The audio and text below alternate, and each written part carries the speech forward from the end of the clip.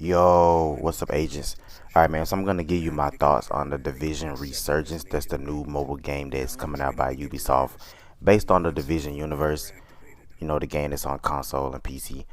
Um, I'm just going to go right into it, man. I'm not going to sugarcoat anything. I'm just going to be my personal opinion, my personal experience. Now, I didn't get a chance to play like the PvP part of the game, so I won't give much thoughts on that. I will say that it's there. They have their conflict mode and they have the dark zone. The dark zone is what it is on regular division. You know, you go in there, just be prepared to get ambushed by NPCs and players. Conflict, I don't play conflict on regular console, so I don't know if I'll actually do it here. I can't imagine it being any more broken or any more unbalanced than it is on console, and that's why I just stay the hell out of conflict. But honestly, man, this game is fucking terrible. No, I'm kidding. It's not terrible. It's not terrible. It's actually really good. It is controller supported, so if you want to hook up your Xbox controller or your PlayStation 5 controller, what have you, it is controller supported. And honestly, if you can screen mirror your phone to a TV or like a bigger screen, you hit that controller up, you will not even know the difference between playing on your phone and playing on the console. Now the frame rate is capped at 60. You can't go any more than that, but if your frame rate is at 60, then I think the graphics are lowered to like either medium or lowest if it's at 60, and if the graphics are high, then your frame rate is gonna be lower. It's like a give and a take. You can't have super high graphic and then the max frame rate. They like balance it out, as far as I remember. And I'm only using old gameplay because I was going to go in today. Is the last day of the test server and actually play and remind myself of all these things, but I can't because it's under maintenance, and I don't know if that means that they're just wiping the servers clean and we won't be able to access it anymore. So with that being said, I'm just gonna use this old gameplay and just talk over it. The character creation is just like it is on consoles. It's nothing too in depth. You can choose your facial hair and your regular hair and your skin color. You got a male agent, female agent. You choose one of those. The biggest thing about this entire game is the fact your agent actually talks. They're not a mute. They don't sit there and just nod their head like a dumbass. They actually say words. They have dialogue in the story. And that right there is actually really cool. I wish they would just do that on console. Maybe they'll bring it to Division 3 when Division 3 comes out. But that was like one of the biggest things that I was like actually impressed. Oh snap. My character actually has words. He actually talks. He actually sounds like a fucking human being. So that was pretty cool. The story has a lot more cutscenes than the actual Division games, so you can actually follow along with it. Now I will say that this story has been, a lot of it is taken from the console versions, but what they've done is kind of mix the characters around. Like on this game, you go against a guy named Jax. Ironically, I'm Jax. Like, wait, fake ass Jax. But you go against a guy named Jax, on Liberty Island. But when you're on Liberty Island on the console version, that's where Aaron Keener takes place. The boss fight where Aaron Keener takes place. So it's like, okay, they just, they basically did that because it's the exact same thing. The agent that you're with, I forget her name right now. The agent that you're with, she ends up getting shot in the arm or some crap or a leg. I can't remember. One of these things. She got shot. She got hit, and she basically tells you to go ahead and go forward, yada yada yada. Or no, I tell her, or you tell her, agents, whatever. You tell her that, hey, I got it. I'll go take care of Jax. You stay here, and we won't want you to get any more danger, yada yada yada. And that's basically what happens with Kelso. Kelso gets hurt in the on the way to Liberty Island on the ferry. She gets hurt. She's not able to fight with us, so she stays behind while you go and fight Keener. And this is exactly what happened with this Jax character. She stays behind, you go fight the Jax character. So it's the same thing. The fairy ends up blowing up that you're on, that you fight him on. After the fight, you gotta. So it's parallels there, but the story takes place between. I want to say it takes place parallel to what happens in the division. Like, just say your character on the division 1. What's going on is the first wave agents have either gone missing or they're all dead. They bring you in along with Fei Lao, and then as you know the story with Keener now, he causes some damn explosion that hits the helicopter and, you know, knocks you unconscious, hurts Fei Lao really bad.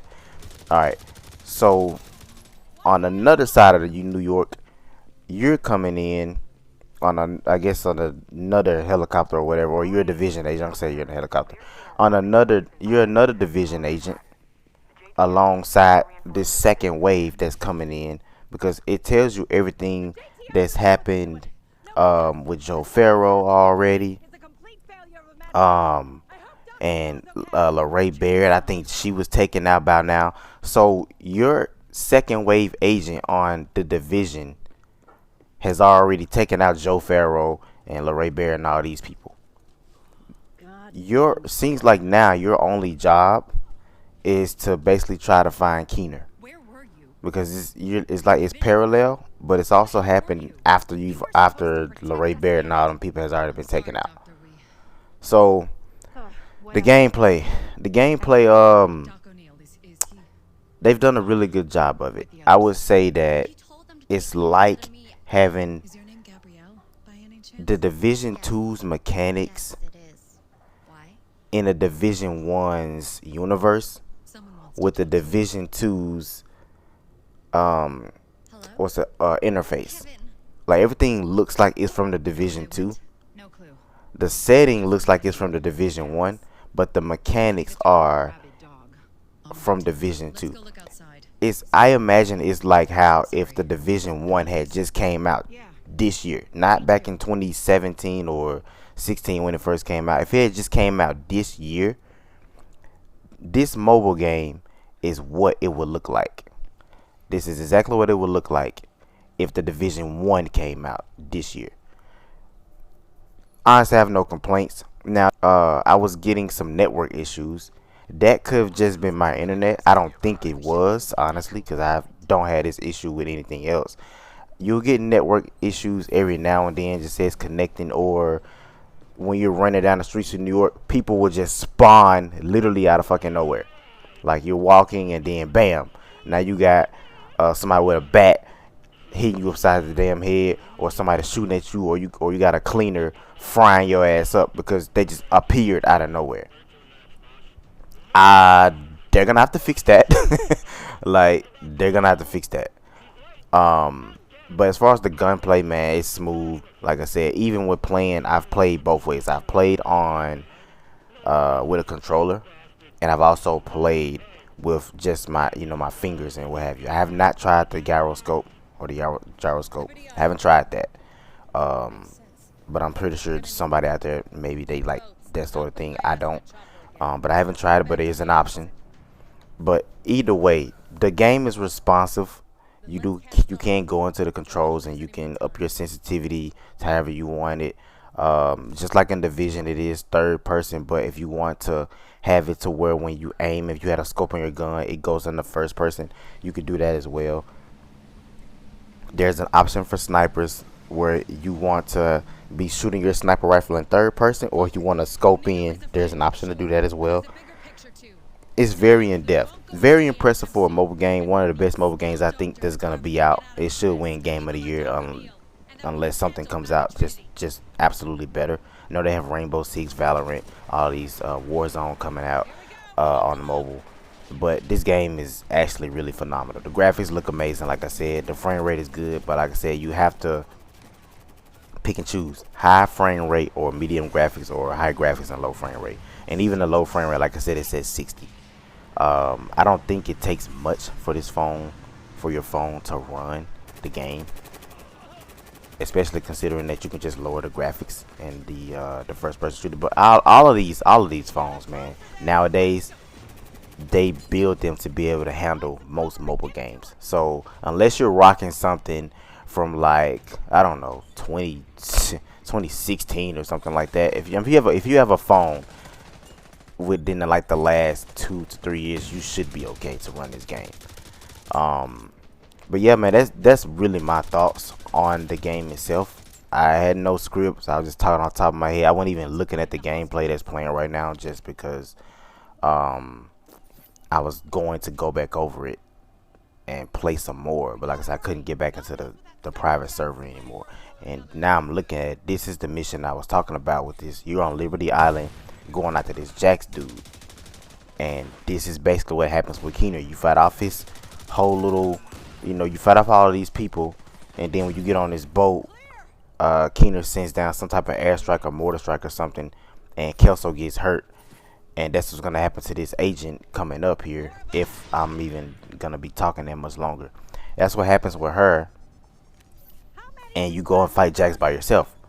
Just like your other agent on the Division console version fights Keener by himself. So, it's one of those things, and Kelso comes later. But yeah, man, honestly, I'm really looking forward to playing this game and just being able to just play it without restrictions. And by restrictions, I mean it'll just be out. It'll just be out. I don't have to worry about a due date. I do have a life, I have a job, so I couldn't play as much as I'd like. So I can't tell you about everything. I don't know what happens when you get to level 40 and you get the end game. I do know that the building is just like how it is on regular Division. Like, if you see my other video, it's just like regular Division. Your backpack has a talent, your guns have talents, and your chest piece has a talent. Now, these talents that I've seen are very unique to this game. I have not seen one talent that is from the Division console universe. I just haven't seen it. I say universe. I did say universe. That's from the Division console. I've seen all unique ones, but I haven't looked like that. But there's no talent called Rampage, to my knowledge, on the Division 2. And if it is, it doesn't do what the Rampage talent does in this game. Even on Division 1, I'm trying to think if I don't think there's anything called Rampage or anything like that. I don't think so. I know in Division 1, you'd have to like choose your gun talents at the optimization table or whatever. But yeah, it's different. But yeah, all of these talents, they've really have all of these talents unique to the game, and I think that is really cool, because I just thought it'd be easier, or I just figured they would just take the talents from the Division console version and put it in the mobile version. But no, they just made up completely new shit. New gun, there's a new exotic in this game. They did bring the Scorpio over from Division 2. That's pretty cool. And the enemies, just like in the Division console, they hit hard. Like, man, if you don't grind to get better gear, you're gonna get your ass kicked. Like, they don't play. And so I think that they've done a really good job of rewarding you for playing the game. Just like any other mobile game, you log in, you get a reward. It's just like anything that's mobile. Their level up system is mobilized, meaning you collect materials, you hit the upgrade button, it's upgraded. Like, yeah, that's it. Now, the more you play missions, I would say, if you to level up faster, just go back and replay the missions you've already done, because as you level up and you unlock more stories, some stories are locked behind level requirements. Like in the Division 1, I want to say, even if you're not level 7 or level whatever, you could still play a mission. You're just gonna get your ass whooped. But on this game, if you're not level 20 or level whatever, level 21, 15, you're not that level, you can't go to the next mission. So you have to level up your character in order to play the next mission that they want you to play.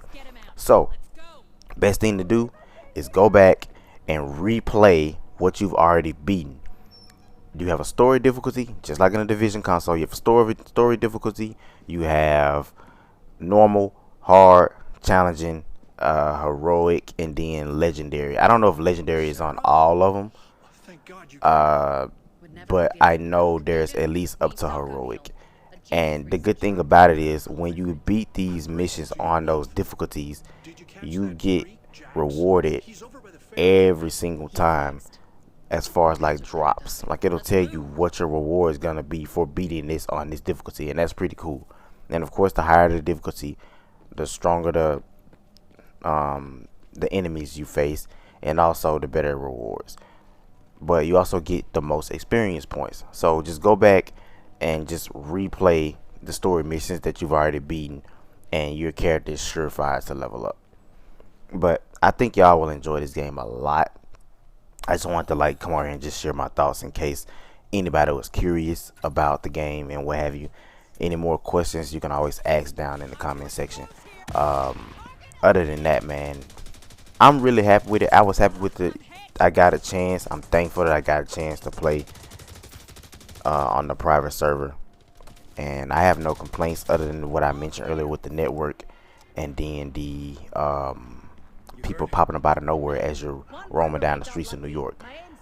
I haven't, like I said, I didn't level up my character to level 40. I don't know what the PvP is like. I'm not a PvP. Ooh, I can't talk. I'm not a PvP player. Tongue tied. I'm not a PvP player on console, so it's probably gonna be the same here, unless they figure out a way to balance that shit better. Because on console is atrocious. On PvP on Division 1 wasn't that bad, but the Division 2 is super fucking unbalanced. So yeah, we're just gonna leave it at that, and I catch y'all later. Keep it locked. Peace.